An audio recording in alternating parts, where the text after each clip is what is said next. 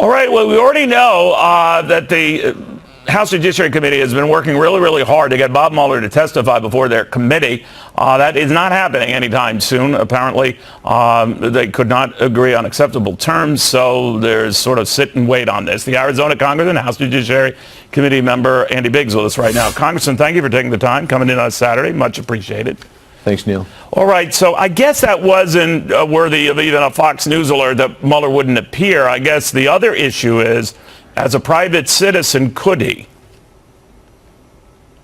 Yeah, well, he could. And I think Mr. Barr has said that he can. And so Mr. Mueller can come in, I think, voluntarily or via a subpoena. But that hasn't happened, and I'm not surprised it's not going to happen. If you had a chance to talk to Bob Mueller, if it ever were to come to pass, and given his report and the back and forth, what it said, what it didn't said, what it implied, what it didn't imply, what would you want to know? What would you want to ask him?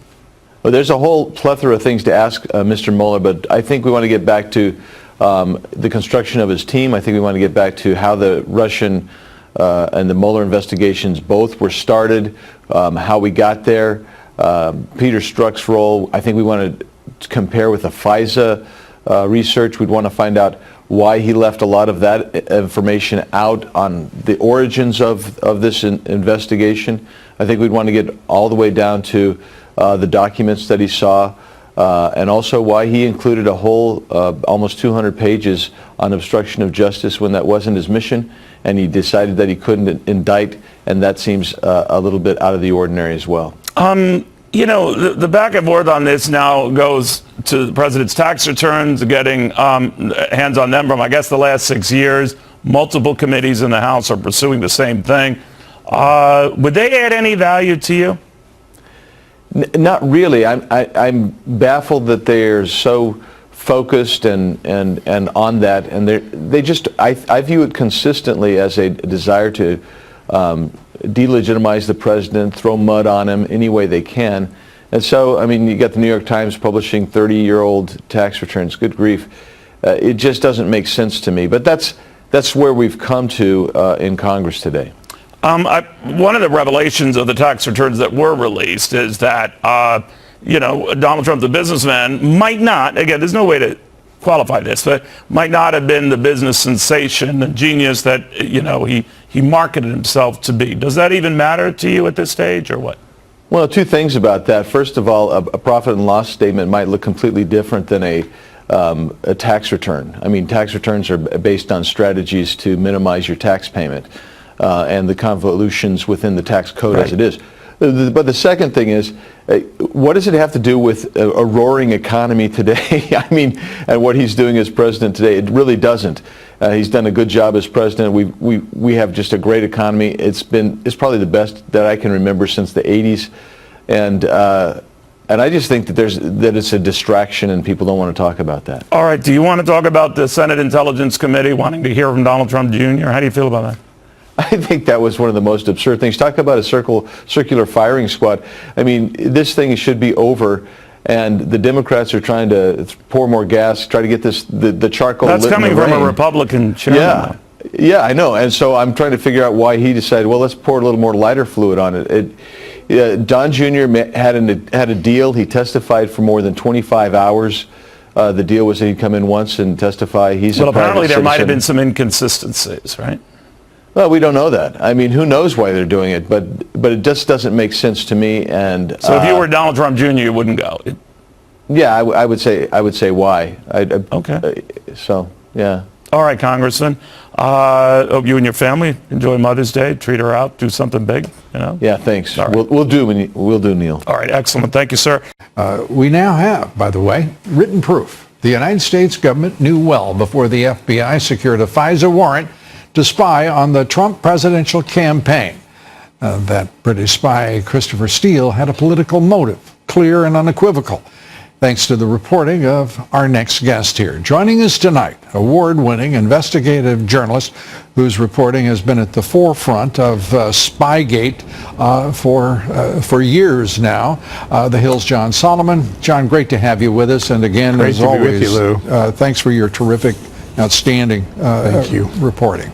Thank you. Let's turn to, first of all, the Kavlik memorandum.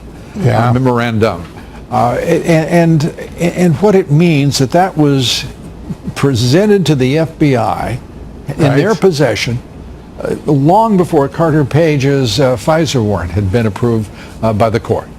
Yeah, it's the most incontrovertible written evidence that we've had to date that the FBI knew and should have known before it certified to a court that Steele was a reliable informant with no derogatory information about him, that in fact was a false statement to the FISA court. Why is that?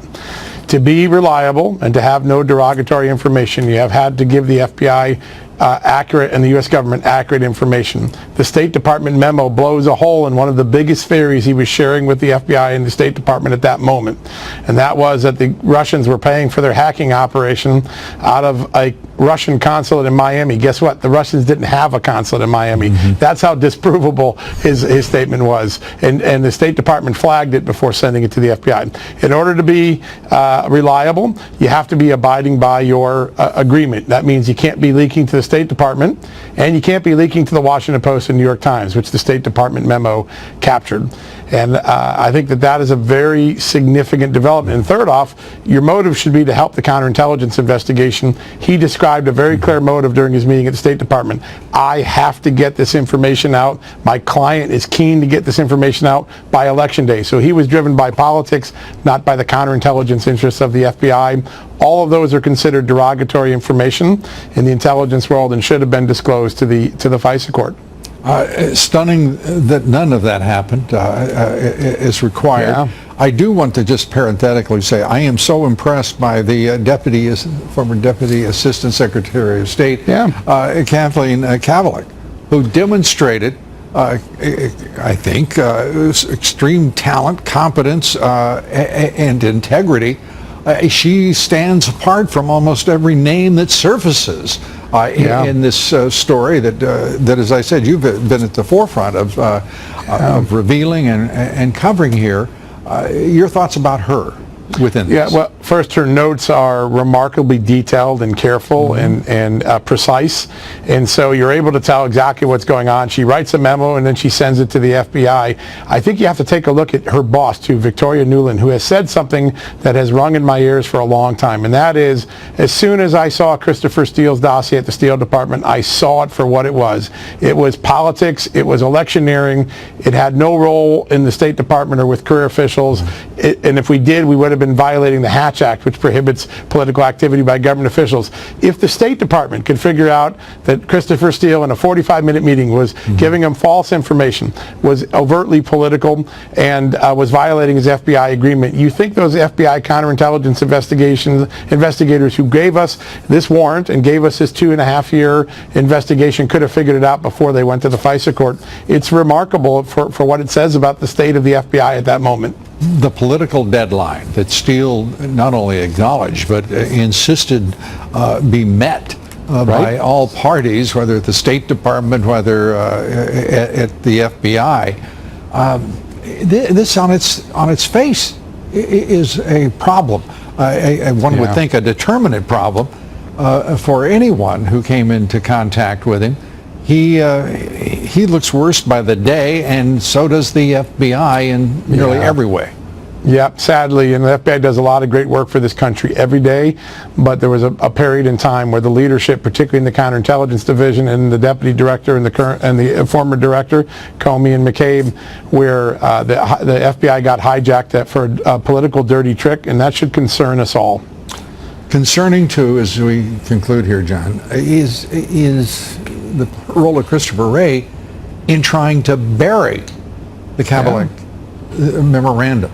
And sealing it for 25 years. Your thoughts? Yeah, originally when the State Department surfaced this document in response to the FOIA by Citizens United, the FBI tried to claim, even though it was transmitted contemporaneously on unclassified, was marked unclassified, the FBI tried to classify the memo. I objected and started to call around at the FBI and Justice Department, as did Citizens United, and remarkably 6 days later they agreed it's kind of silly to retroactively classify something that was unclassified all along, and they released the memo. And when you see what it was that they redacted from that memo, It was the most damning information to the FBI. This was not about protecting national security. It was about protecting the reputation of the FBI people who produced that FISA warrant.